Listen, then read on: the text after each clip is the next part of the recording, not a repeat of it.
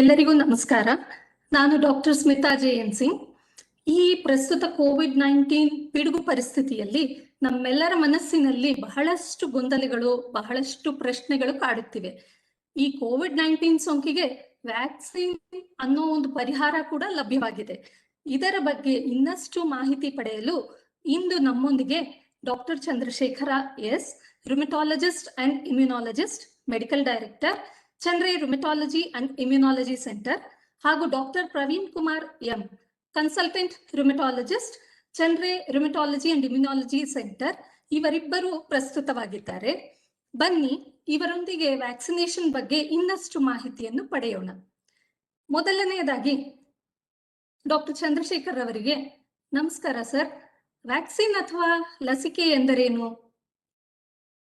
Vaccine ಅಥವಾ ಲಸಿಕೆ ಎಂದರೆ ಇದು ಒಂದು ರೀತಿಯ ಒಂದು ಮೆಡಿಕಲ್ ಪ್ರಾಸೆಸ್. ಅದರಲ್ಲಿ ನಾವು ಏನ್ ಮಾಡ್ತೇವೆ ಅಂತ ಹೇಳಿದ್ರೆ, ಬ್ಯಾಕ್ಟೀರಿಯಾ ಅಥವಾ ವೈರಸ್ನ ಯಾವುದು ನಮಗೆ ಇನ್ಫೆಕ್ಷನ್ ಮಾಡುತ್ತೆ ಆ ಒಂದು ವೈರಸ್ ಅಥವಾ ಬ್ಯಾಕ್ಟೀರಿಯಾವನ್ನ ಕೊಲ್ಲುವ ರೂಪಾಂತರ ಮಾಡಿ, ಅಂದ್ರೆ ಅದರ ಕೆಪಾಸಿಟಿ ಅಥವಾ ಶಕ್ತಿಯನ್ನು ಕಡಿಮೆ ಮಾಡಿ ಕೊಡುವುದರಿಂದ, ಅಥವಾ ಅದನ್ನು ಸಂಪೂರ್ಣವಾಗಿ ಕೊಂದು ಮಲ್ಟಿಪ್ಲೈ ಆಗದಂಗೆ ಅಥವಾ ಜಾಸ್ತಿ ಆಗದಂಗೆ ಅಥವಾ ಕಾಯಿಲೆ ಪ್ರೊಡ್ಯೂಸ್ ಮಾಡದಂಗೆ ಅದನ್ನ ಪ್ರಿಪೇರ್ ಮಾಡಿ ನಾವು ಮನುಷ್ಯರಿಗೆ ಅದನ್ನು ಕೊಟ್ಟ ನಂತರ ಅದರಿಂದ ದೇಹದ ರೋಗ ಪ್ರೊಟೆಕ್ಷನ್ ಅಥವಾ ಇಮ್ಯೂನ್ ರೆಸ್ಪಾನ್ಸ್ ಅನ್ನು ನಾವು ಇಂಪ್ರೂವ್ ಮಾಡಿಕೊಂಡು ಆ ಇನ್ಫೆಕ್ಷನ್ ನಮಗೆ ತಗಲದಂಗೆ ಅಥವಾ ಇನ್ಫೆಕ್ಷನ್ ತಗಲಿದ್ರು ಕೂಡ ಅದರಿಂದ ತುಂಬಾ ಪ್ರಾಬ್ಲಮ್ ಆಗದಂಗೆ ನೋಡ್ಕೊಳ್ಳುವಂತಹ ಒಂದು ಮೆಥಡ್ಗೆ ನಾವು ವ್ಯಾಕ್ಸಿನ್ ಅಂತ ಹೇಳ್ತೇವೆ.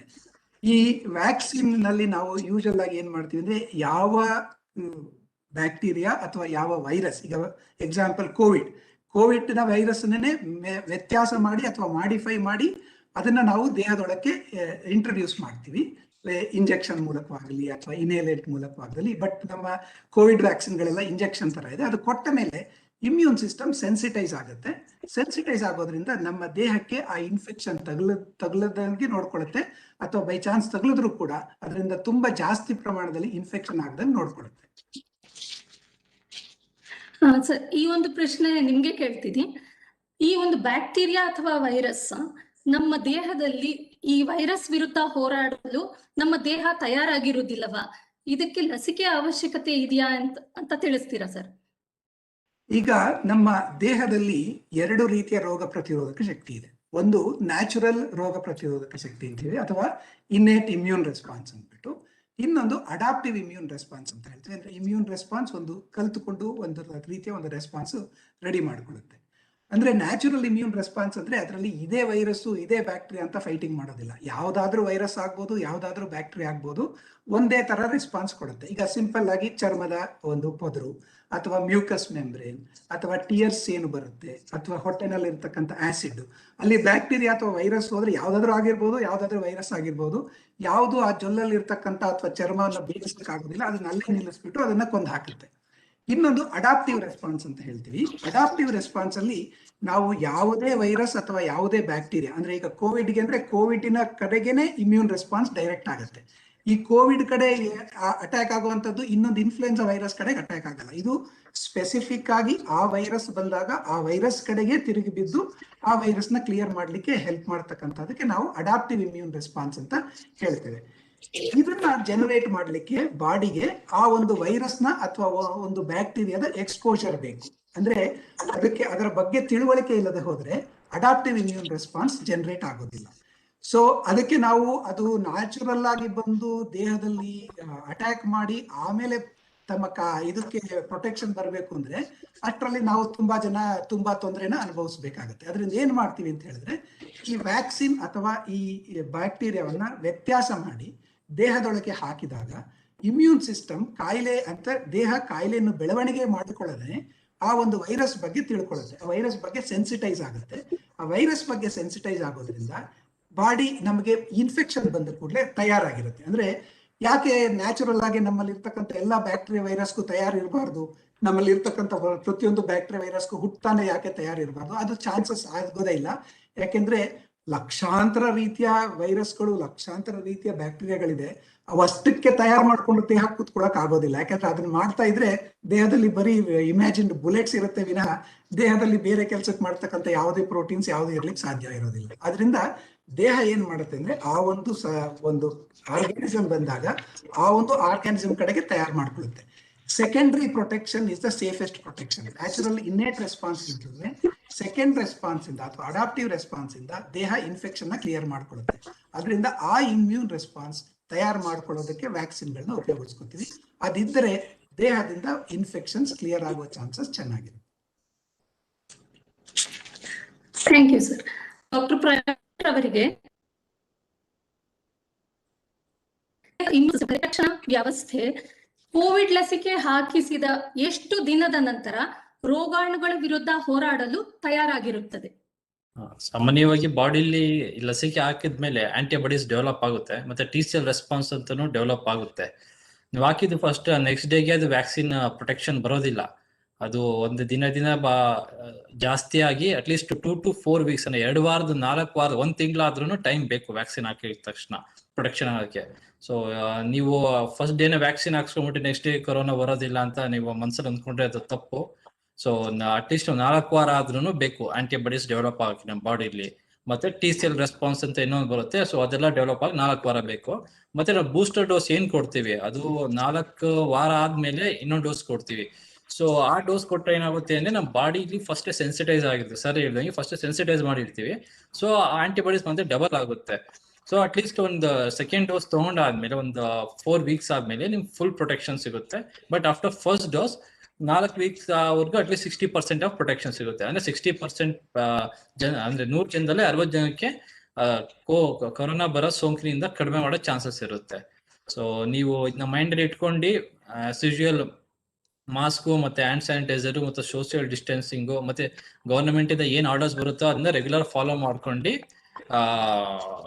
ಇರ್ಬೇಕು. ಇದನ್ನ ನೆಗ್ಲೆಕ್ಟ್ ಮಾಡ್ಕೊಂಡು ಹೋಗ್ಬಾರ್ದು, ವ್ಯಾಕ್ಸಿನ್ ತಗೊಂಡ್ಬಿಟ್ಟೆ ಏನೋ ಪ್ರೊಟೆಕ್ಷನ್ ಆಗ್ಬಿಟ್ಟಿದೆ ಅಂತ. Okay sir. ಡಾಕ್ಟರ್ ಚಂದ್ರಶೇಖರ್ ಅವರಿಗೆ ಸರ್, ಕೊರೋನಾ ಲಸಿಕೆ ಹಾಕಿಸಿಕೊಂಡ ಪ್ರತಿಯೊಬ್ಬ ವ್ಯಕ್ತಿಗೆ ಕೊರೋನಾ ಸೋಂಕು ತಗುಲೋದಿಲ್ವಾ? ಇದರ ಬಗ್ಗೆ ವಿಸ್ತಾರವಾಗಿ ಹೇಳ್ತೀರಾ? ಅಂದ್ರೆ ಈ ಒಂದು ತಪ್ಪು ಕಲ್ಪನೆ ಇದೆ. ನಾನು ಈಗ ತಾನೇ ಹೇಳ್ತಿದ್ದಂಗೆನೆ ವ್ಯಾಕ್ಸಿನ್ ತಗೊಂಡ ಮೇಲೆ ಇನ್ಫೆಕ್ಷನ್ ನನ್ನೊಳಗೆ ನುಗ್ಗೋದಿಲ್ಲ ಅನ್ನೋದು ತಪ್ಪು. ಯಾಕೆಂದ್ರೆ ವ್ಯಾಕ್ಸಿನ್ ಪ್ರೊಟೆಕ್ಟ್ ಮಾಡಿ ಇಮ್ಯೂನ್ ಸಿಸ್ಟಮ್ ಅದರ ಬಗ್ಗೆ ತಯಾರು ಮಾಡಿಕೊಂಡ್ರೆ ನಿಮ್ಮ ದೇಹದೊಳಕ್ಕೆ ಆ ವೈರಸ್ ಅಥವಾ ಬ್ಯಾಕ್ಟೀರಿಯಾ ನುಗ್ಗದಂಗೆ ಮಾತ್ರ ಪ್ರೊಟೆಕ್ಟ್ ಮಾಡ್ಕೊಳಕ್ ಬರುತ್ತೆ. ಅಂದ್ರೆ ಒಳಗಡೆ ಗಾಳಿಯಲ್ಲಿ ಹೋಗ್ತಾ ಇರೋ ವೈರಸ್ನ ಇದು ಹಿಡ್ಕೊಂಡು ಕೊಲ್ಲತಕ್ಕಂಥ ಹೆಚ್ಚಿ ಇದಕ್ಕೆ ಇಲ್ಲ. ಸೊ ಅದರಿಂದ ಏನಾಗತ್ತೆ ಅಂತ ಹೇಳಿದ್ರೆ, ಕೋವಿಡ್ ವ್ಯಾಕ್ಸಿನ್ ತಗೊಂಡ ಮೇಲೆ ತಾವು ರೆಕ್ಲೆಸ್ ಆಗಿ ಮಾಸ್ಕ್ ಹಾಕೊಳ್ದೆ ಅಲ್ಲಿ ಇಲ್ಲಿ ಓಡಾಡ್ಕೊಂಡು ಇಮ್ಯೂನ್ ಎಲ್ಲಿ ಇನ್ಫೆಕ್ಷನ್ ಇರ್ತಕ್ಕಂಥ ಜಾಗಕ್ಕೆ ಹೋದ್ರೆ ವೈರಸ್ ಬಂದು ತಮ್ಮ ಮೇಲೆ ಕೂತ್ಕೊಳ್ಳುತ್ತೆ. ಅಂದ್ರೆ ಥ್ರೋಟಲ್ಲೋ ಯಾವ ಇನ್ಫೆಕ್ಷನ್ ಪೋರ್ಟಲ್ ಇದೆಯೋ ಅಲ್ಲಿ ಕೂತ್ಕೊಳ್ಳುತ್ತೆ. ಆ ಕೂತ್ಕೊಂಡಾಗ ನಮ್ಮ ಇಮ್ಯೂನ್ ರೆಸ್ಪಾನ್ಸ್ ಬರುವಷ್ಟಕ್ಕೆ ಸ್ವಲ್ಪ ಮತ್ತು ಮಲ್ಟಿಪ್ಲಿಕೇಶನ್ ಆಗಬಹುದು. ಅಂದ್ರೆ ಏನು ಒಂದು 10 ಕೂತ್ಕೊಂಡು it may multiply into some 10,000 20,000.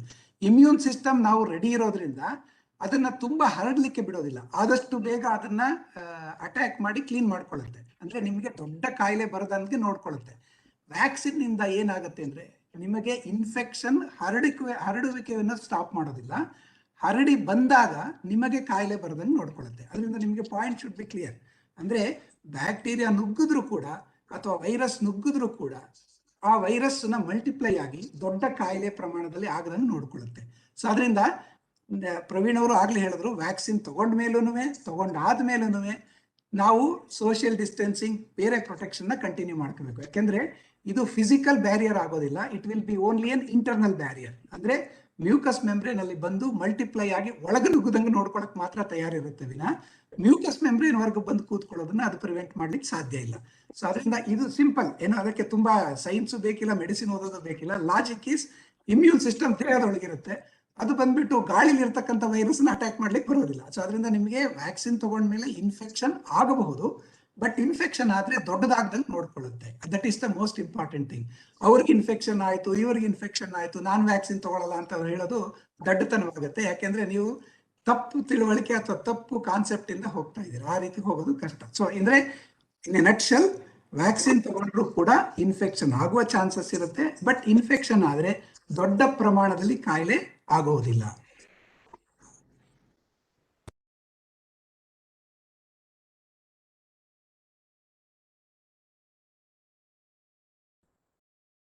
You have to unmute that. One second. Sorry sir. Praveen sir, ಲಸಿಕೆಗಳಲ್ಲಿ ವಿಭಿನ್ನ ಪ್ರಕಾರಗಳಿವೆ ಅಂತ ಕೇಳಿ ಬಂದಿದೆ. ಇದರಲ್ಲಿ ಎಷ್ಟು ಪ್ರಕಾರಗಳಿವೆ ಅಂತ ತಿಳಿಸ್ತೀರಾ?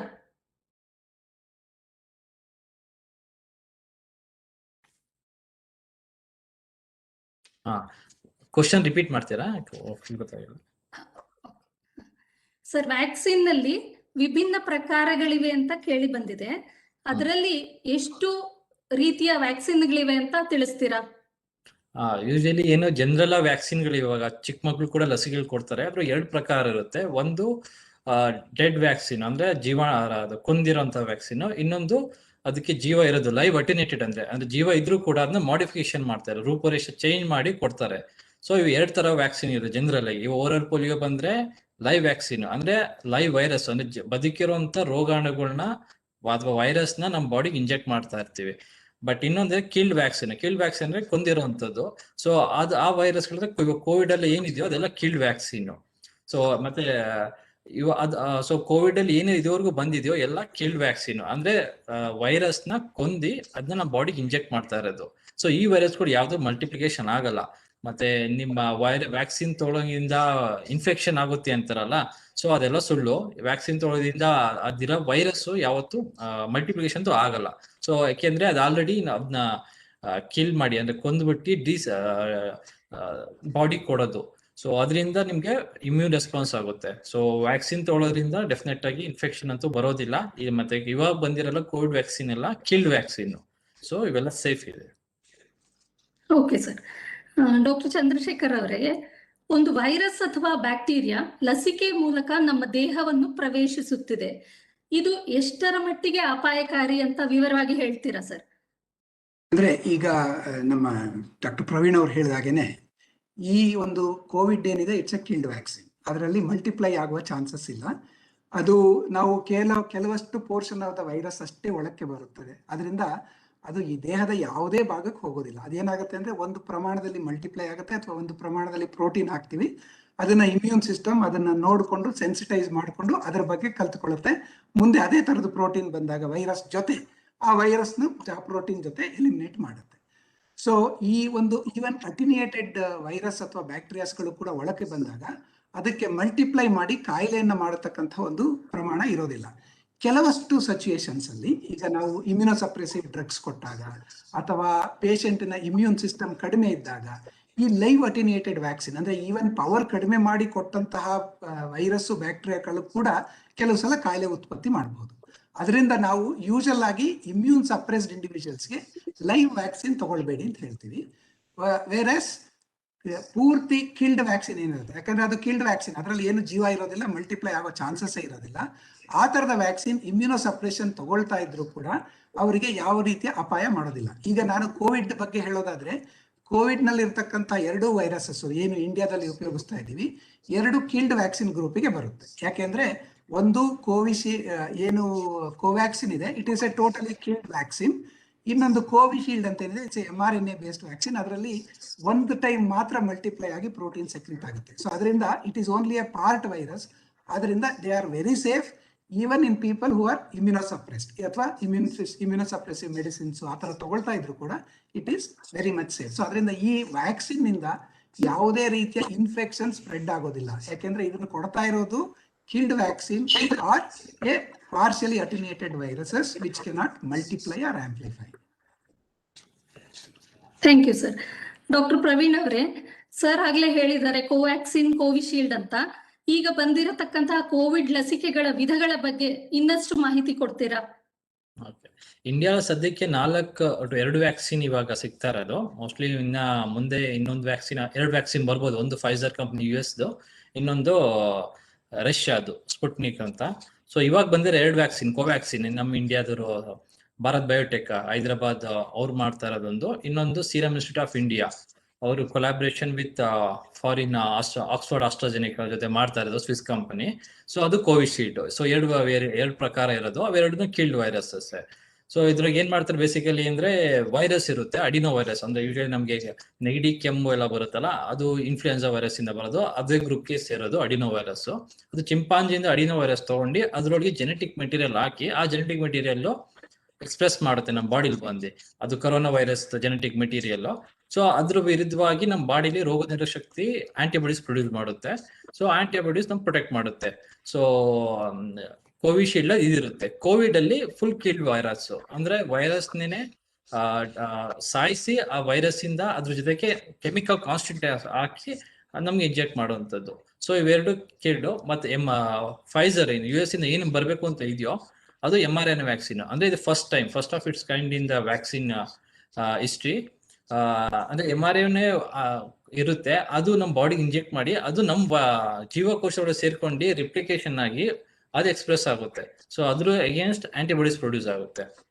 ಸ್ಪುಟ್ನಿಕ್ ಅಂದ್ರೆ ರಷ್ಯಾದಿಂದ ಏನ್ ಬರ್ಬೇಕು ಅಂತ ಮಾತುಕತೆ ನಡೀತಿದ್ಯೋ ಅದ್ರೊಳಗೆ ಸೇಮ್ ಕೋವಿಶೀಲ್ಡ್ ತರನೇ ಅಡಿನೋ ವೈರಸ್ ಇರುತ್ತೆ. ಬಟ್ ಏನು ಅಂದ್ರೆ ಅಡಿನೋ ವೈರಸ್ ವೇರಿಯಂಟ್ಸ್ ಏನ್ ಯೂಸ್ ಮಾಡಿದ್ರೆ ಅದು 2 ಪ್ರಕಾರದ್ದು ಇರುತ್ತೆ. ಒಂದು 12S, ಇನ್ನೊಂದು 5S ಅಂತ. ಈ 12S ಯೂಸ್ ಮಾಡ್ತಾ ಇರೋದು ನಮ್ಮ ಕೋವಿಶೀಲ್ಡ್ ಯೂಸ್ ಮಾಡ್ತಿದ್ರೆ, 5S ಅನ್ನೋ ಇನ್ನೊಂದು ವೇರಿಯಂಟ್. ಅವ್ರು ಯಾಕೆ ಆತರ ಮಾಡಿದ್ದಾರೆ ಅಂದ್ರೆ, ಒಂದ್ ವೈರಸ್ಗೆ ಇಮ್ಯುನಿಟಿ ಇದ್ರೆ ಬೈ ಚಾನ್ಸ್ ಇನ್ನೊಂದು ವೈರಸ್ಗೆ, ಯಾಕೆಂದ್ರೆ ಕಾಮನ್ ಕೋಲ್ಡ್ ನಮ್ಗೆಲ್ಲಾರು ಬಂದಿರುತ್ತೆ, ಸೊ ಅದು ನಮ್ಗೆ ಇಮ್ಯುನಿಟಿ ಇರ್ಬೋದು.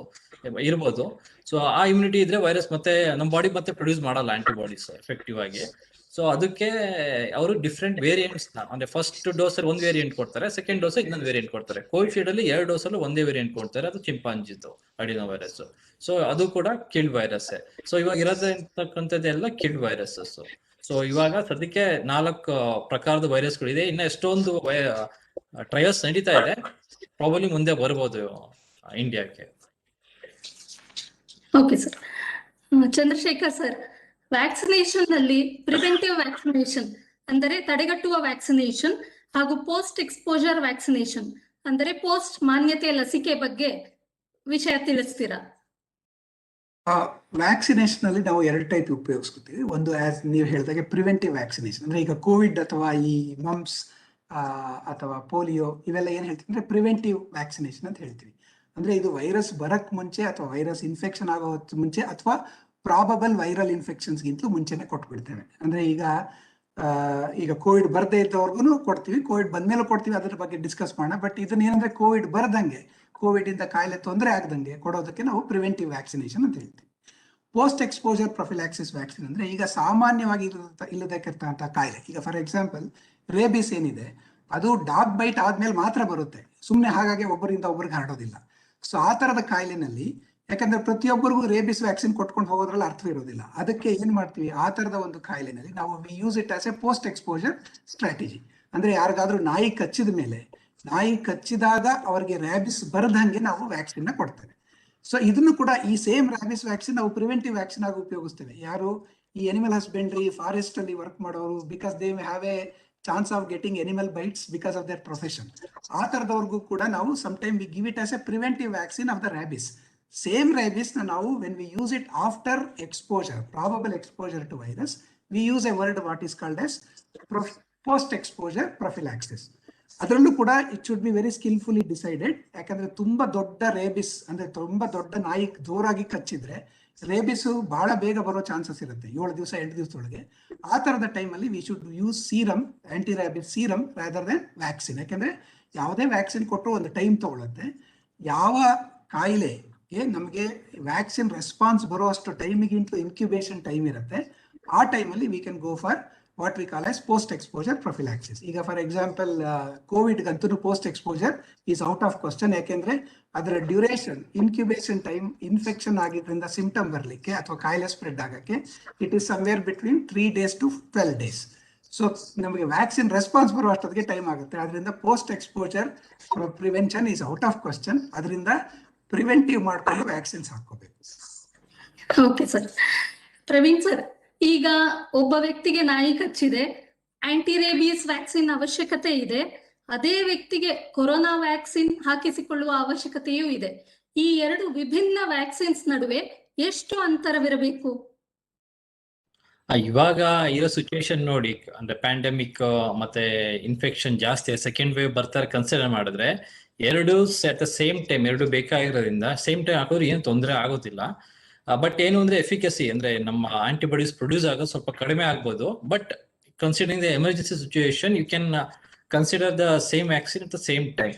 ಬಟ್ ಯೂಶುವಲಿ ಬೇರೆ ವ್ಯಾಕ್ಸಿನ್ ಬಗ್ಗೆ ಯೋಚನೆ ಮಾಡಿದ್ರೆ ಅಥವಾ ಬೇರೆ ಟೈಮ್ ಅಲ್ಲಿ ಏನ್ ಮಾಡ್ಬೇಕು ಅಂದ್ರೆ ಯೂಶಲಿ 2 to 4 weeks ಗ್ಯಾಪ್ ಇರಬೇಕು ಒಂದ್ ವ್ಯಾಕ್ಸಿನ್ ಇಂದ ಇನ್ನೊಂದು ವ್ಯಾಕ್ಸಿನ್. ಯಾಕೆ ಅಂದ್ರೆ ನಮ್ಮ ರೋಗ ನಿರೋಧಕ ಶಕ್ತಿ ಏನಿರುತ್ತೋ ಸೇಮ್ ಟೈಮ್ 2 ಡಿಫ್ರೆಂಟ್ ಆಂಟಿಜೆನ್ಸ್ ಕೊಟ್ಟಾಗ ಅಷ್ಟು ಚೆನ್ನಾಗಿ ರೆಸ್ಪಾಂಡ್ ಆಪ್ಟಿಮಲ್ ವೆಲ್ ರೆಸ್ಪಾಂಡ್ ಮಾಡಲ್ಲ. ಅಂದ್ರೆ ಆಂಟಿಬಾಡೀಸ್ ಸ್ವಲ್ಪ ಕಡಿಮೆ ಆಗೋ ಚಾನ್ಸಸ್ ಇರುತ್ತೆ.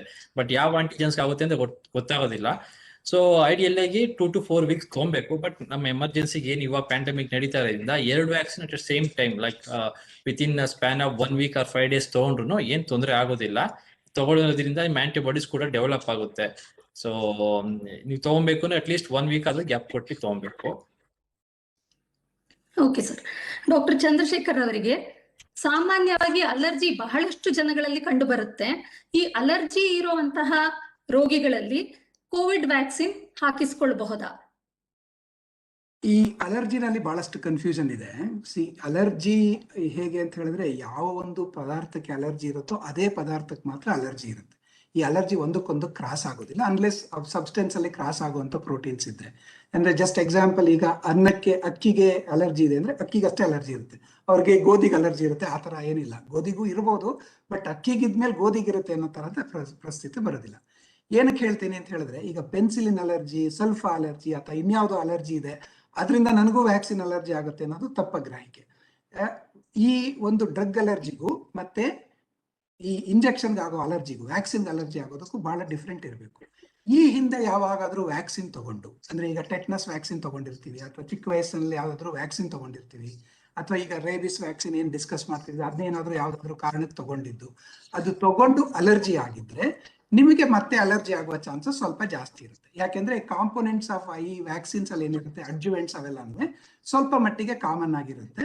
ಅದರಿಂದ ಅಲರ್ಜಿ ವ್ಯಾಕ್ಸಿನ್ ಆಗಿದ್ರೆ ನಿಮಗೆ ಸೆಕೆಂಡ್ ವ್ಯಾಕ್ಸಿನ್ ಇಂದ ಅಲರ್ಜಿ ಆಗೋ ಚಾನ್ಸಸ್ ಇರುತ್ತೆ. ಅಂದ್ರೆ ಮತ್ತೊಂದು ಕಿವಿ ಮಾತು ಏನಂತ ಹೇಳಿದ್ರೆ, ನಿಮಗೆ ಅಲರ್ಜಿ ಆ ತರದ ಭಯ ಇದ್ರೆ ಏನ್ ಮಾಡಿದ್ರೆ ಇಂಜೆಕ್ಷನ್ ತಗೊಂಡ್ಮೇಲೆ ಹಾಸ್ಪಿಟಲ್ ಅಲ್ಲೇ ಇನ್ನೊಂದು ಅರ್ಧ ಗಂಟೆ ಬೇಕಾದ್ರೆ ಇನ್ನೂ ಒಂದು 15 ನಿಮಿಷ ಎಕ್ಸ್ಟ್ರಾ ಇರ್ತೀನಿ ಅಂದ್ರು ಯಾರು ಬೇಜಾರು ಮಾಡ್ಕೊಳ್ಳೋಲ್ಲ, ನಿಮ್ಮನ್ನ ಅಬ್ಸರ್ವ್ ಮಾಡ್ತಾರೆ. ಸೊ ಅಬ್ಸರ್ವೇಷನ್ ಮಾಡಿಸ್ಕೊಂಡೆ ಮನೆಗೆ ಒಂಥರ ಸಮಾಧಾನವಾಗಿ ಹೋಗ್ಬೋದು. ಈ ಅಲರ್ಜಿನ ಕನ್ಫ್ಯೂಸ್ ಮಾಡ್ಕೋಬೇಡಿ. ಒಂದಕ್ಕೆ ಅಲರ್ಜಿ ಇದ್ರೆ ಇನ್ನೊಂದಕ್ಕೆ ಅಲರ್ಜಿ ಆಗುತ್ತೆ ಅನ್ನೋದು ಅಲ್ವೇ ಅಲ್ಲ. ಸೊ ಅದರಿಂದ ಅಲರ್ಜಿ ಇದ್ರೂ ಕೂಡ ನೀವು ವ್ಯಾಕ್ಸಿನ್ ಅಲರ್ಜಿ ಇದೆ ಅದನ್ನ ಕ್ಲೀನ್ ಆಗಿ ಗಮನವಿಟ್ಟು ಅಬ್ಸರ್ವ್ ಮಾಡಿ ನಿಮ್ಮ ಹಿಸ್ಟ್ರಿ ನೋಡ್ಕೊಂಡು ಆ ತರ ವ್ಯಾಕ್ಸಿನ್ಗೆ ಯಾವುದಕ್ಕೂ ಅಲರ್ಜಿ ಆಗಿಲ್ಲ ಅಂದ್ರೆ ನೀವು ಅಲರ್ಜಿ ಬಗ್ಗೆ ಕನ್ಫ್ಯೂಷನ್ ಮಾಡ್ಕೊಳಕ್ ಹೋಗ್ಬೇಡಿ. ಧನ್ಯವಾದಗಳು ಸರ್. ಪ್ರವೀಣ್ ಸರ್, ಈಗ ಕೆಲವಷ್ಟು ರಿಮೆಟಾಲಜಿಕಲ್ ಡಿಸೀಸಸ್, ಉದಾಹರಣೆಗೆ ಸಂಧಿವಾತ, ಸ್ಕ್ಲಿರೋಡರ್ಮಾ, SLE ಇರುವ ರೋಗಿಗಳಲ್ಲಿ ಕೋವಿಡ್ ವ್ಯಾಕ್ಸಿನೇಷನ್ ಹಾಕಿಸಿಕೊಳ್ಳಬಹುದಾ? ಹೌದು, ಹಾಕ್ಸ್ಕೊಬಹುದು. ಯಾಕೆಂದ್ರೆ ಈ ಪೇಷಂಟ್ಸ್ಗೆ ಜಾಸ್ತಿ ರಿಸ್ಕ್ ಇರುತ್ತೆ ಬರೋಂಥದ್ದು. ಸೊ ಇನ್ನೊಂದೇನು ಅಂದ್ರೆ ಈ ಪೇಷಂಟ್ಸ್ ಇಮ್ಯುನೋ ಕಾಂಪ್ರಮೈಸ್ಡ್ ಮತ್ತೆ ಮೆಡಿಕೇಶನ್ಸ್ ಇರುತ್ತಲ್ಲ, ಸೊ ಅದರಿಂದ ಆಂಟಿಬಾಡೀಸ್ ಪ್ರೊಡಕ್ಷನ್ ಆಗೋದು ಒಂದು 15-20% ಕಡಿಮೆ ಆಗ್ಬೋದು. ಬಟ್ ಅವ್ರಿಗೆ ಸಿಕ್ತಿರೋ ಪ್ರೊಟೆಕ್ಷನ್ ಅಲ್ಲಿ ಇದೆಲ್ಲ ಏನು ಲೆಕ್ಕಕ್ಕಿಲ್ಲ. ಅಂದ್ರೆ ಕಡಿಮೆ ಆಗುತ್ತೆ, ಪ್ರೊಟೆಕ್ಷನ್ ಕಡಿಮೆ ಸಿಗ್ಬೋದು ಅಂತ ಯೋಚನೆ ಮಾಡೋದ್ರೊಳಗೆ ಅರ್ಥ ಇಲ್ಲ. ಅವರು ಹಾಕ್ಸ್ಕೊಂಡ್ರೇನೆ ಅವ್ರಿಗೆ ಬರ್ತಕ್ಕಂಥ ರಿಸ್ಕ್ ಮತ್ತೆ ಸಿವಿಯರಿಟಿ ಆಫ್ ಇನ್ಫೆಕ್ಷನ್ ಏನಿದೆ ಅದು ಕಡಿಮೆ ಆಗುತ್ತೆ. ಸೊ ರುಮಟಾಲಜಿಕಲ್ ಪೇಷಂಟ್ಸ್ ನಿಸ್ಸಂದೇಹವಾಗಿ ವ್ಯಾಕ್ಸಿನ್ ಹಾಕ್ಸ್ಕೊಬಹುದು. ಮತ್ತೆ ಸರ್ಟನ್ ಮೆಡಿಕೇಶನ್ಸ್ ನ ನಾವು ನಿಲ್ಲಿಸಬೇಕಾಗುತ್ತೆ. ಒಂದು ಮೆಥೋಟ್ರೆಕ್ಸೇಟಿವ್ ಅಂದ್ರೆ ವಾರಕ್ಕೊಂದು ಟ್ಯಾಬ್ಲೆಟ್ಸ್, ಇನ್ನೊಂದು ಟೋಫಾಸಿಟಿನಿಬ್ ಹೊಸದಾಗಿ ಬಂದಿರೋ ಟ್ಯಾಬ್ಲೆಟ್ಸ್. ಸೊ ಆ 2 ಮೆಡಿಕೇಶನ್ ನ 1 ವಾರ 2 ವಾರ ನಿಲ್ಲಿಸಬೇಕಾಗುತ್ತೆ. ಅಂದ್ರೆ ಡಿಸೀಸ್ ಕಂಡೀಷನ್ ನೋಡ್ಕೊಂಡು ನಿಲ್ಲಿಸ್ತಿರು ಪರವಾಗಿಲ್ಲ, ಯಾಕೆಂದ್ರೆ ಆಂಟಿಬಾಡೀಸ್ ಪ್ರೊಡ್ಯೂಸ್ ಆಗುತ್ತೆ, ಬಟ್ ಸ್ವಲ್ಪ ಕಡಿಮೆ ಅಮೌಂಟ್ ಪ್ರೊಡ್ಯೂಸ್ ಆಗುತ್ತೆ. ಸೊ ಈ ರಿಸ್ಕ್ ಬೆನಿಫಿಟ್ ರೇಷಿಯೋ ನೋಡಿದ್ರೆ ಈಗ ರುಮಟಾಲಜಿಕಲ್ ಪೇಷಂಟ್ಸ್ ಈ ವ್ಯಾಕ್ಸಿನ್ ತಗೊಬೇಕು. Okay sir. ಡಾಕ್ಟರ್ ಚಂದ್ರಶೇಖರ್ ಅವರಿಗೆ, ಈ ರುಮಟಾಲಜಿಕಲ್ ಡಿಸೀಸಸ್ ಇರುವ ರೋಗಿಗಳು ಪ್ರತಿನಿತ್ಯ ಕೆಲವು ಔಷಧಿಗಳನ್ನು ಸೇವಿಸುತ್ತಾರೆ. ಅಂದರೆ ಕೆಲವು ಇಮ್ಯುನೋ ಸಪ್ರೆಸೆಂಟ್ಸ್, ಮಿಥೋಟ್ರೆಕ್ಸೇಟ್, ಮೈಕೋಫಿನೋಲೇಟ್, ಮಫಿಟಿಲ್, ಆ ತರ ಔಷಧಿಗಳು. ಈ ಔಷಧಿಗಳನ್ನು ಅವರು ವ್ಯಾಕ್ಸಿನ್ ತಗೊಂಡಾಗ ಸ್ಟಾಪ್ ಮಾಡ್ಬೇಕಾ, ಅಥವಾ ಇದು ಸ್ಟಾಪ್ ಮಾಡಿದಾಗ ಯಾವ್ದಾದ್ರು ಔಷಧಿ ಕಾಯಿಲೆ ಜಾಸ್ತಿ ಆಗುತ್ತಾ ಅನ್ನೋದ್ರ ಬಗ್ಗೆ ವಿವರ ಮಾಡ್ತೀರಾ ಸರ್? ಅಂದ್ರೆ ಈಗ ನಮ್ಮ ಪ್ರವೀಣ್ ಅವ್ರು ಹೇಳಿದಾಗೇನೆ ಔಷಧಿ ನಿಲ್ಲಿಸ್ಲೇಬೇಕು ಅಂತ ಏನಿಲ್ಲ. ಅಂದ್ರೆ ನಿಲ್ಸಕ್ಕಾದ್ರೆ ಉತ್ತಮ. ಈಗ ಹೇಗಾಗುತ್ತೆ ಅಂದ್ರೆ ಕಾಯಿಲೆನೆ ತುಂಬಾ ಆಕ್ಟಿವ್ ಇದ್ದು 2 ದಿವಸ ಅಥವಾ 1 ವಾರ ಮಾತ್ರೆ ಬಿಡೋದ್ರಿಂದ ಕಾಯಿಲೆ ಜಾಸ್ತಿ ಆಗುತ್ತೆ, ಉಲ್ಬಣವಾಗುತ್ತೆ ಅನ್ನೋದಾದ್ರೆ ಯಾವುದು ಮಾತ್ರೆನ ಬಿಡೋದು ಬೇಕಾಗಲ್ಲ. ಈ ಮಾತ್ರೆಗಳನ್ನು ತಗೊಳ್ಳೋದ್ರಿಂದ ವ್ಯಾಕ್ಸಿನ್ ಮೇಲೆ ಏನು ಪರಿಣಾಮ ಆಗುತ್ತೆ, ಅಥವಾ ವ್ಯಾಕ್ಸಿನ್ ನಾವು ಈ ಮಾತ್ರೆಗಳ ಜೊತೆ ಸೇರಿಸ್ಕೊಂಡ್ರೆ ಏನು ಪರಿಣಾಮ ಆಗುತ್ತೆ ಅಂದ್ರೆ ಯಾವುದೇ ರೀತಿಯ ಸೈಡ್ ಎಫೆಕ್ಟ್ ವ್ಯಾಕ್ಸಿನ್ದಾದ್ರೂ ಆಗ್ಲಿ ಅಥವಾ ಮಾತ್ರೆಗಳದಾಗ್ಲಿ ಹೆಚ್ಚಾಗೋದಿಲ್ಲ. ಏನಾಗುತ್ತೆ ಅಂದ್ರೆ ಇದು ಇಮ್ಯುನೋಸಪ್ರೆಸಿವ್ ಅಥವಾ ಇಮ್ಯೂನ್ ಸಿಸ್ಟಮ್ ನ ಸ್ವಲ್ಪ ಕಂಟ್ರೋಲ್ ಇಟ್ಕೊಂಡಿರೋದ್ರಿಂದ ಇವೆಲ್ಲ ಕೇಳ್ತಾ ಇರ್ಬೋದು. ವ್ಯಾಕ್ಸಿನ್ ಅಲ್ಲಿ ಫುಲ್ ನಾವು ಹೇಳ್ತಾ ಇದೀವಿ ಇಮ್ಯೂನ್ ಸಿಸ್ಟಮ್ ಸೆನ್ಸಿಟೈಸ್ ಮಾಡಕ್ಕೆ, ಇಮ್ಯೂನ್ ಸಿಸ್ಟಮ್ ಆಕ್ಟಿವ್ ಮಾಡಕ್ಕೆ, ಇಮ್ಯೂನ್ ಸಿಸ್ಟಮ್ ದೊಡ್ಡದಾಗಿ ರೆಸ್ಪಾನ್ಸ್ ಕೊಡ್ಲಿಕ್ಕೆ ಅಂತ. ಇಮ್ಯುನೋಸಪ್ರೆಸಿವ್ ಇದ್ರೆ ಏನಾಗುತ್ತೆ ಅಂದ್ರೆ ಇಮ್ಯೂನ್ ಸಿಸ್ಟಮ್ ನ ರೆಸ್ಪಾನ್ಸ್ ನ ಕಡಿವಾಣದಲ್ಲಿ ಇಟ್ಕೊಂಡಿರುತ್ತೆ. ಆದ್ರಿಂದ ಏನಾಗಬಹುದು ಅಂದ್ರೆ ಈ ಮಾತ್ರೆಗಳು ತಗೊಳ್ಳೋದ್ರಿಂದ ಇಮ್ಯೂನ್ ವ್ಯಾಕ್ಸಿನ್ ರೆಸ್ಪಾನ್ಸ್ ಒಂದು 5ರಿಂದ 10% ಅಥವಾ 15% ಅಷ್ಟು ಕಡಿಮೆ ಆಗೋ ಚಾನ್ಸಸ್ ಇರುತ್ತೆ. ಅದರಿಂದ ಆದ್ರೆ ಅಂದ್ರೆ ಔಷಧಿಗಳನ್ನ ಅವಾಯ್ಡ್ ಮಾಡ್ಲಿಕ್ಕೆ ಆದ್ರೆ ಅವಾಯ್ಡ್ ಮಾಡಿ ಇಂಜೆಕ್ಷನ್ ತಗೊಳ್ಳೋದು ಉತ್ತಮ. ಬಟ್ ಆಗೋದೇ ಇಲ್ಲ, ಆದ್ರಿಂದ ದೊಡ್ಡ ತಾಪತ್ರೆ ಆಗುತ್ತೆ ಅಂದ್ರೆ ಅವಾಗ ಕಾಯಿಲೆ ಉಲ್ಬಣಕ್ಕಿಂತಲೂ 10% ಎಫಿಕಸಿನ ಕಾಂಪ್ರಮೈಸ್ ಮಾಡ್ಕೊಳ್ಳೋದು ಬೆಟರ್. ಅಂದ್ರೆ ಈಗ ಹೇಗೆ ಅಂತ ಹೇಳಿದ್ರೆ it's a sort of which way is better. ಅಂದ್ರೆ ಈಗ ಮಾತ್ರೆ ತಗೊಂಡು ಕಾಯಿಲೆ ಕಂಟ್ರೋಲ್ ಇಟ್ಕೊಂಡು ವ್ಯಾಕ್ಸಿನ್ ತಗೊಳ್ಳೋದು ಬೆಸ್ಟ್ ಅಂದ್ರೆ that is the best situation. ಒಂದು 2 ವಾರ 3 ವಾರ ಮಾತ್ರೆಗಳು ನಿಲ್ಲಿಸ್ಕೊಂಡು, ಅಂದ್ರೆ ಎಸ್ಪೆಷಲಿ 2 ಮಾತ್ರೆ ಅಷ್ಟೇನೆ ನಿಲ್ಲಿಸಬೇಕಾದ್ದು, ಮಿಥೋಟ್ರಿಕ್ಸೇಟ್, ಟೋಫಾಸೆಟಿನಿಬ್, ಸ್ಟಿರಾಯ್ಡ್ ನ 5 mg ಕಡಿಮೆಗಿಂತ ತಗೋಬೇಕು. ಈ ತರ ನಿಲ್ಲಿಸ್ಕೊಳಕ್ ಆಗೋ ಚಾನ್ಸ್ ಇದ್ರೆ ಅದನ್ನ ನಿಲ್ಸ್ಕೊಂಡು ಆಮೇಲೆ ವ್ಯಾಕ್ಸಿನ್ ತಗೊಳ್ಬಹುದು. ಯಾಕಂದ್ರೆ ಒಂದು 10% ಎಫಿಕಸಿ ಇಂಪ್ರೂವೈಸ್ ಮಾಡ್ಕೋಬಹುದು ಅಂತ. ಸೊ ಅದು ಬಿಟ್ರೆ ಇದ್ರಲ್ಲೇನು ದೊಡ್ಡ ಇಂಟ್ರಾಕ್ಷನ್ಸ್ ಬರೋದಿಲ್ಲ. ಆದ್ರಿಂದ ಈ ಔಷಧಿಗಳನ್ನ ನಿಲ್ಲಿಸ್ಲೇಬೇಕು ಅಂತಿಲ್ಲ. ನಿಲ್ಸಕ್ಕಾದ್ರೆ ನಿಲ್ಸಿ ಅಂದ್ರೆ ವ್ಯಾಕ್ಸಿನ್ ತಗೊಂಡ್ಮೇಲೆ ನಿಲ್ಸ್ಕೊಳ್ಳಿ. ಆಗ್ಲಿಲ್ಲ ಅನ್ನೋದಾದ್ರೆ ಅದ್ರ ಬಗ್ಗೆ ಟೆನ್ಷನ್ ತಗೊಳ್ಳೋದು ಬೇಕಿಲ್ಲ. ಔಷಧಿ ಕಂಟಿನ್ಯೂ ಮಾಡ್ಕೊಂಡು ಇಂಜೆಕ್ಷನ್ಸ್ ನ ಹಾಕು. Okay sir. ಮುಂದಿನ ಪ್ರಶ್ನೆ ಡಾಕ್ಟರ್ ಪ್ರವೀಣ್ ರವರಿಗೆ. ಈ ಇಮ್ಯುನೋ ಕಾಂಪ್ರಮೈಸ್ಡ್ ಪೇಷಂಟ್ಸ್ ಅಂದರೆ ನಮ್ಮ ದೇಹದ ಪ್ರತಿರಕ್ಷಣಾ ವ್ಯವಸ್ಥೆ ದೌರ್ಬಲ್ಯವಿರುವ ರೋಗಿಗಳಲ್ಲಿ, ಅಂದರೆ HIV ಪೇಷಂಟ್ಸ್, ರೀನಲ್ ಟ್ರಾನ್ಸ್ಪ್ಲಾಂಟ್ ಮತ್ತೆ ಕ್ಯಾನ್ಸರ್ ರೋಗಿಗಳಲ್ಲಿ ಈ ಲಸಿಕೆಯ ಮಹತ್ವವೇನು, ಲಸಿಕೆಯ ಪಾತ್ರವೇನು ಅಂತ ತಿಳಿಸ್ತೀರಾ? ಈ ಪೇಷಂಟ್ಗಳಲ್ಲಿ ಇಮ್ಯುನಿಟಿ ಕಾಂಪ್ರಮೈಸ್ಡ್ ಅಥವಾ ಪ್ರತಿರೋಧಕ ಶಕ್ತಿ ಅಂತ ನಾವೇನು ಹೇಳ್ತೀವಿ ಅದು ಕಡಿಮೆ ಇರುತ್ತೆ, ಅಲ್ಲ ಕಾಂಪ್ರಮೈಸ್ ಆಗಿರುತ್ತೆ. ಇವರು ಮತ್ತೆ ಫ್ರೀಕ್ವೆಂಟ್ ಹಾಸ್ಪಿಟಲ್ಸ್ ಬರ್ಬೇಕಾಗುತ್ತೆ. So chance of risk of infection ಏನೇ ಜಾಸ್ತಿ ಇರುತ್ತೆ ಅವರಿಗೆ ಬರೋಂಥ ಚಾನ್ಸಸ್ಗಳು ಕಂಪೇರ್ ಟು ನಾರ್ಮಲ್ ಪಾಪ್ಯುಲೇಷನ್, ಅಥವಾ ನಮ್ ನಾರ್ಮಲ್ ಹೆಲ್ತಿ ಇಂಡಿವಿಜುವಲ್ಸ್ ಇರ್ತಾರೋ ಅವ್ರು ಕಂಪೇರ್ ಮಾಡಿದ್ರೆ ರಿಸ್ಕ್ ಜಾಸ್ತಿ ಇರುತ್ತೆ.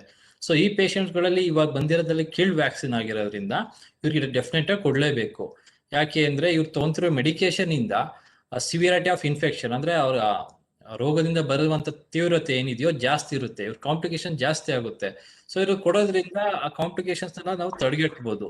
ಮತ್ತೆ ಮೋರ್ ಓವರ್ ಸರ್ ಹೇಳ್ದಂಗೆ ಇದು ಕಿಲ್ಡ್ ವ್ಯಾಕ್ಸಿನ್ ಆಗಿರೋದ್ರಿಂದ ಇವ್ರಿಗೆ ಕಾಯಿಲೆ ಅವ್ರಿಗೆ ಏನ್ ಕಾಯಿಲೆ ಇದೆ, HIV ಇದೆಯೋ ಅಥವಾ ರೀನಲ್ ಟ್ರಾನ್ಸ್ಪ್ಲಾಂಟ್ ಪೇಷಂಟ್ಸ್ ಏನಿದಾರೋ ಆ ಕಾಯಿಲೆ ಉಲ್ಬಣಗಳದ ಚಾನ್ಸಸ್ ತುಂಬಾ ಕಡಿಮೆ ಇರುತ್ತೆ. ಸೊ ಪೇಷಂಟ್ ನಮ್ ತರ ರುಮಟಾಲಜಿಕಲ್ ಪೇಷಂಟ್ ಹೇಗ್ ನಾವು ಅಡ್ವೈಸ್ ಸಲಹೆ ಕೊಡ್ತೀವೋ ನೀವು ವ್ಯಾಕ್ಸಿನ್ ತಗೊಳ್ಳಿ ಅಂತ, ಅವರು ಕೂಡ ವ್ಯಾಕ್ಸಿನ್ ತಗೊಬೇಕು ಆದಷ್ಟು ಬೇಗ. Okay sir.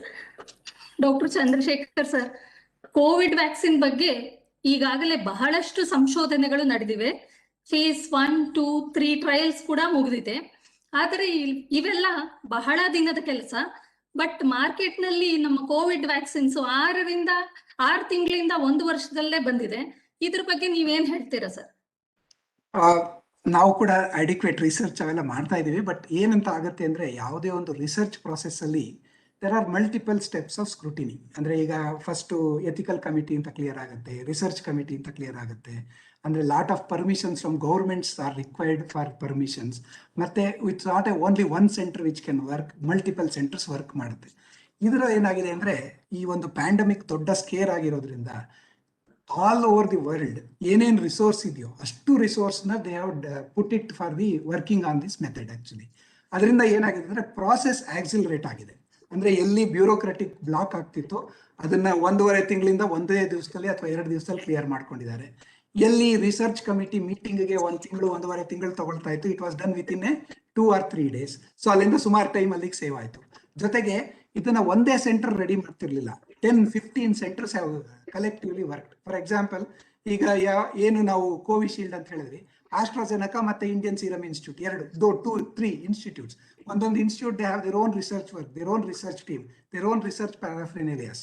ಸೊ ಯೂಶಲ್ ಆಗಿ ಏನಾಗ್ತಿತ್ತು, ಸಿಂಪಲ್ ಆಗಿದ್ರೆ ಒಂದು ಇನ್ಸ್ಟಿಟ್ಯೂಟ್ ಯಾವ್ದೋ ವರ್ಕ್ ಮಾಡ್ತಿತ್ತು, ಅವ್ರ ಟೀಮು ಅವ್ರ 10 ಜನ ಅವರ 10 ಮೆಂಬರ್ಸ್ ಅಷ್ಟೇ. ಸೊ ಇಲ್ಲಿ ಏನಾಗಿದೆ ಅಂದ್ರೆ number of work force utilised are high, processes delay ಆಗೋದನ್ನ ಆಕ್ಸಿಲರೇಟ್ ಮಾಡ್ಕೊಂಡಿದ್ದಾರೆ ವಿನಃ ಸೈಂಟಿಫಿಕ್ ಮೆಥಡ್ಸ್ ಅಲ್ಲಿ ಎಲ್ಲೂ ಕಾಂಪ್ರಮೈಸ್ ಮಾಡ್ಕೊಂಡಿಲ್ಲ. Entire process has gone through a correct right scientific scrutiny. ಎಲ್ಲಿ ಕಾಂಪ್ರಮೈಸ್ ಮಾಡ್ಕೊಂಡಿದ್ರೆ, which I also agree, is ನಾವು ಕೆಲವು ಸಲ ನಂಬರ್ ಆಫ್ ಎಕ್ಸ್ಪೋಜರ್ ರಿಕ್ವೈರ್ಡ್ ಅಂತ ಹೇಳ್ತೀವಿ. ಒಂದು ವ್ಯಾಕ್ಸಿನ್ಗೆ ಎಸ್ ಆರ್ ನೋ ಅಂತ ಹೇಳಕ್ಕೆ ವಿ ವಾಂಟ್ sometime around 10,000, 20,000, 30,000 ಅಥವಾ ಲ್ಯಾಕ್ಸ್ ಆಫ್ ಪೇಷಂಟ್ಸ್ ಎಕ್ಸ್ಪೋಜರ್ ಕೇಳ್ತೀವಿ ಕೆಲವು ಸಲ. ಇಲ್ಲೇನ್ ಮಾಡಿದೀವಿ ಅಂದ್ರೆ ನಂಬರ್ ರಿಕ್ವೈರ್ಡ್ ನ ಸ್ವಲ್ಪ ಕಡಿಮೆಗೆ ಇಟ್ಕೊಂಡು we have looked for a safety with a little bit of predilection for the response ಅಂತ ತಗೊಂಡಿದೀವಿ. ಸೊ ಅದೊಂದೇ ಪಾಯಿಂಟ್ ಅಲ್ಲಿ ಸ್ವಲ್ಪ ಕಾಂಪ್ರಮೈಸ್ ಮಾಡ್ಕೊಂಡಿದ್ದಾರೆ to accelerate or increase the speed of delivery to general public.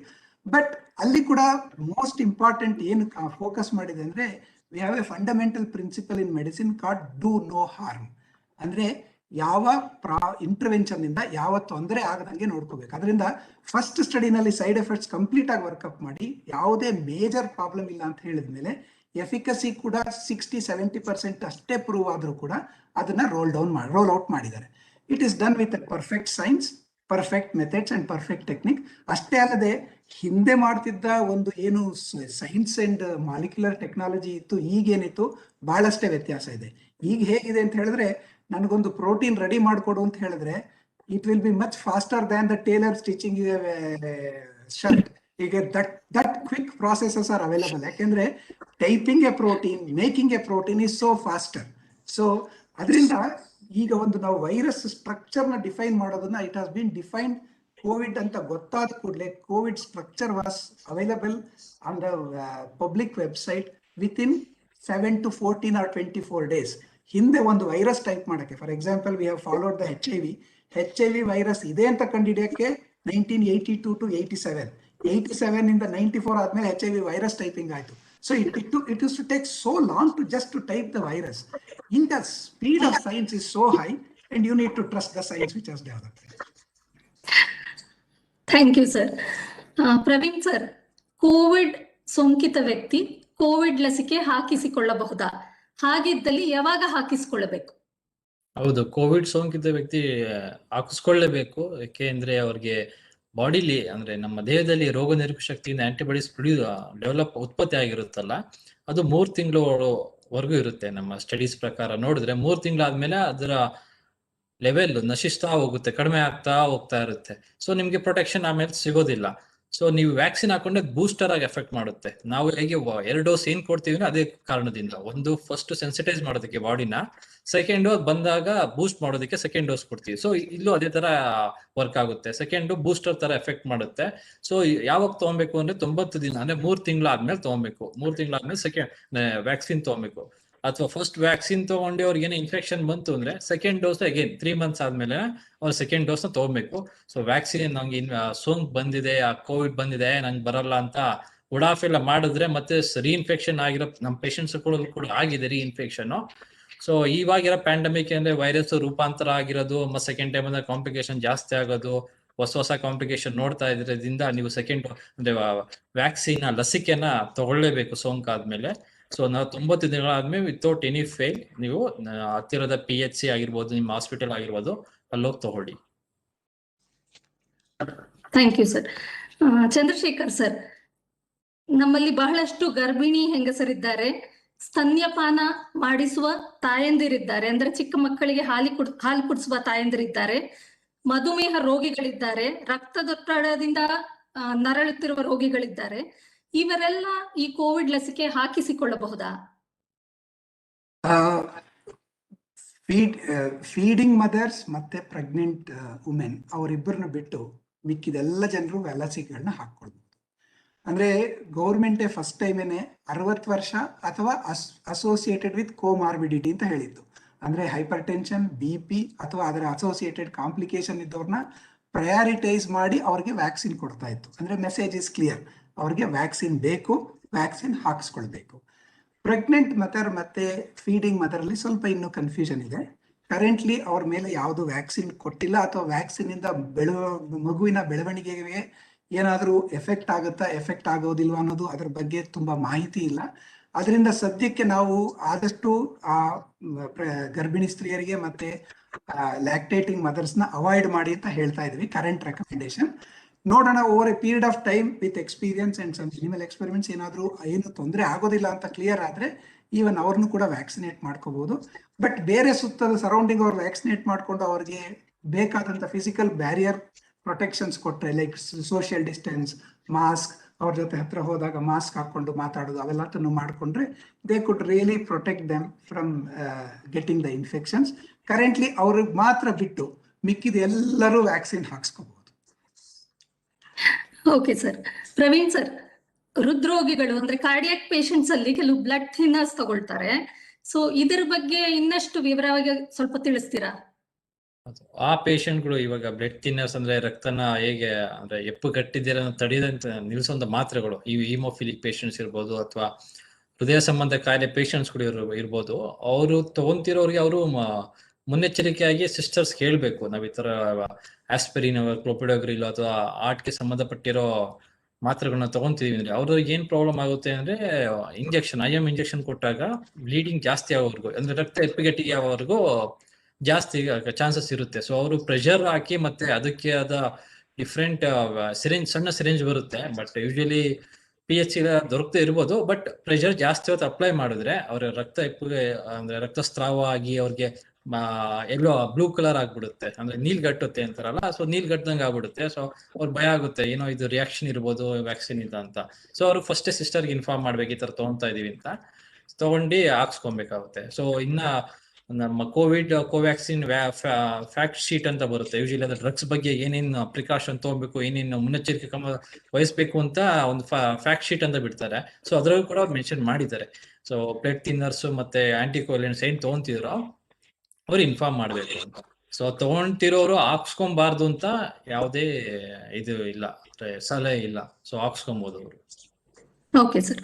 Chandrashekhar sir, Covid ಲಸಿಕೆ ಹಾಕಿಸಿಕೊಂಡ ವ್ಯಕ್ತಿಗಳು ರಕ್ತದಾನ ಮಾಡಬಹುದಾ? ಡೆಫಿನೆಟ್ ಆಗಿ ರಕ್ತದಾನ ಮಾಡಬಹುದು. ಫಸ್ಟ್ ಒಂದು 5-4 ದಿವಸ ಬಿಟ್ಟು, ಯಾಕೆಂದ್ರೆ ಅವಾಗ ಸ್ವಲ್ಪ ಇರ್ಸ್ಮೇರ್ಸ್ ನೋವಿರುತ್ತೆ, ಸ್ವಲ್ಪ ಲೈಟ್ ಫೀವರ್ ಆ ಥರ ಇರ್ಬೋದು. ಆ ಟೈಮ್ ಬಿಟ್ರೆ, ಒಂದು ವಾರದ ಬಿಟ್ರೆ, so they can definitely donate the blood.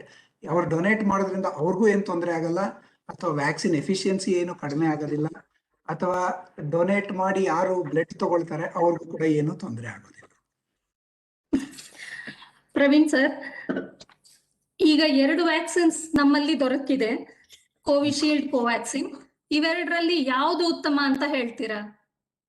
ಇಲ್ಲ, ಎರಡು ಕೂಡ ಉತ್ತಮವಾದದ್ದೇ. ಎಫಿಕಸಿ ಅಂತ ಏನ್ ಅವರು ರಿಲೀಸ್ ಮಾಡಿದ್ದಾರೆ phase 3 ಸ್ಟಡಿ ಆದ್ಮೇಲೆ, ಒಂದ್ರೊಳಗೆ ಕೋವ್ಯಾಕ್ಸಿನ್ ಅಲ್ಲಿ 86.6% ಇದೆ.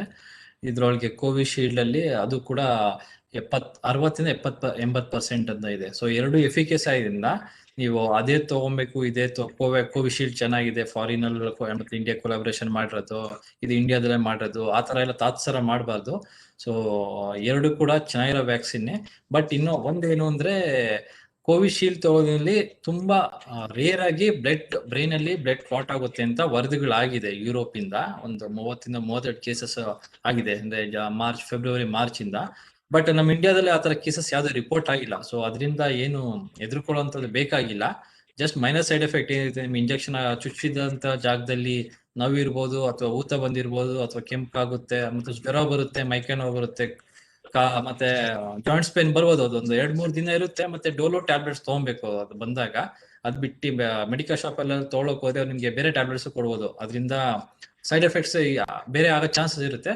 ಸೊ ಇದೆಲ್ಲ ಇಟ್ಕೊಂಡು ಮನಸ್ಸಲ್ಲಿ ಇಟ್ಕೊಂಡು ನೀವು ಯಾವ್ದಾದ್ರು ತಗೋಬಹುದು, ಕೋವ್ಯಾಕ್ಸಿನ್ ಆದ್ರೂ ಕೋವಿಶೀಲ್ಡ್ ಆದ್ರೂ ತಗೋಬಹುದು. Okay sir. ಕೊನೆಯ ಪ್ರಶ್ನೆ ಡಾಕ್ಟರ್ ಚಂದ್ರಶೇಖರ್ ಅವರಿಗೆ.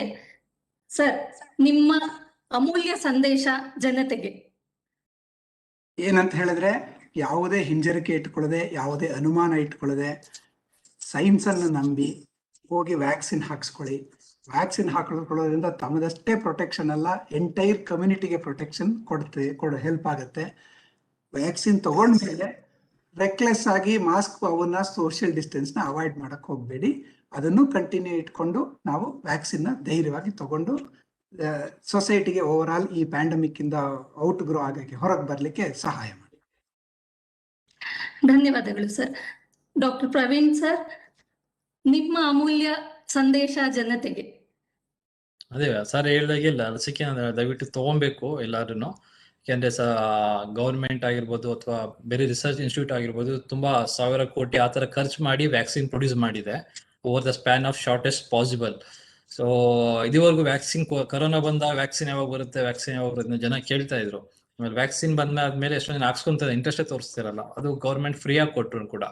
ಸೊ ಗೌರ್ಮೆಂಟ್ ಫ್ರೀ ಆಗಿ ಕೊಡ್ತಿದೆ, ನಿಮ್ಮ ಹತ್ರ PHC ಸಿಗ್ತಿದೆ, ನಿಮ್ ಕೈ ಎಳ್ತಲೇ ಸಿಗ್ತಿದೆ. ನೀವು ಆದ್ರೂ ವ್ಯಾಕ್ಸಿನ್ ಹಾಕ್ಸ್ಕೊಳ್ದೇನೆ ಇದ್ರೆ ನಿಮ್ ಕರೋನಾ ಬಂದು ನಿಮ್ಮ ಜೀವಕ್ಕೆ ಅಪಾಯ ಆಗಂತ ಚಾನ್ಸಸ್ ಜಾಸ್ತಿ ಇದೆ. ಸೊ ಕರೋನಾ ವ್ಯಾಕ್ಸಿನ್ ಲಸಿಕೆಯಿಂದ ಸೈಡ್ ಎಫೆಕ್ಟ್ ಇದೆ ಅಂತ ಯೋಚನೆ ಮಾಡಿ ಹಾಕ್ಸ್ಕೊಳ್ದೇ ಇದ್ರೆ ದಯವಿಟ್ಟು ಅದನ್ನ ತೆಗೆದಾಕಿ ಫಸ್ಟ್ ವ್ಯಾಕ್ಸಿನ್ ಹಾಕ್ಸ್ಕೊಳ್ಳಿ. ಯಾಕೆಂದ್ರೆ ವ್ಯಾಕ್ಸಿನ್ ಹಾಕ್ಸ್ಕೊಳ್ಳೋದ್ರಿಂದ ನಿಮ್ಮ ಚಾನ್ಸಸ್ ಆಫ್ ಸಿವಿಯರ್ ಇನ್ಫೆಕ್ಷನ್ ತುಂಬಾ ಕಡಿಮೆ ಆಗುತ್ತೆ, ಮತ್ತೆ ನಿಮ್ ಜೀವಕ್ಕೆ ಹಾನಿ ಆಗೋದು ಕೂಡ ತಪ್ಪಿಸುತ್ತೆ. ದಯವಿಟ್ಟು ವ್ಯಾಕ್ಸಿನ್ ಹಾಕ್ಸ್ಕೊಬೇಕು. ಈ ಒಂದು COVID-19 ಹಾಗೂ ವ್ಯಾಕ್ಸಿನೇಷನ್, COVID-19 ಲಸಿಕೆ ಹಾಗೂ ವ್ಯಾಕ್ಸಿನೇಷನ್ ಬಗ್ಗೆ ಇಷ್ಟು ಮಾಹಿತಿಯನ್ನು ಕೊಟ್ಟಂತಹ ಡಾಕ್ಟರ್ ಚಂದ್ರಶೇಖರ ಹಾಗೂ ಡಾಕ್ಟರ್ ಪ್ರವೀಣ್ ಕುಮಾರ್ ಅವರಿಗೆ ಹೃತ್ಪೂರ್ವಕ ಅಭಿನಂದನೆಗಳು. ಧನ್ಯವಾದಗಳು ಚಂದ್ರಶೇಖರ್ ಸರ್, ಧನ್ಯವಾದಗಳು ಪ್ರವೀಣ್ ಸರ್. ಈ ಒಂದು COVID-19 ವ್ಯಾಕ್ಸಿನ್ ಬಗ್ಗೆ ನಡೆದಂತಹ ಚರ್ಚೆ ಎಲ್ಲರಿಗೂ ಜ್ಞಾನೋದಯವನ್ನುಂಟು ಮಾಡಿದೆ ಅಂತ ಭಾವಿಸುತ್ತಾ ಈ ನಮ್ಮ ಕಾರ್ಯಕ್ರಮವನ್ನು ಪೂರ್ಣಗೊಳಿಸುತ್ತೇವೆ. ಧನ್ಯವಾದಗಳು. Thank you.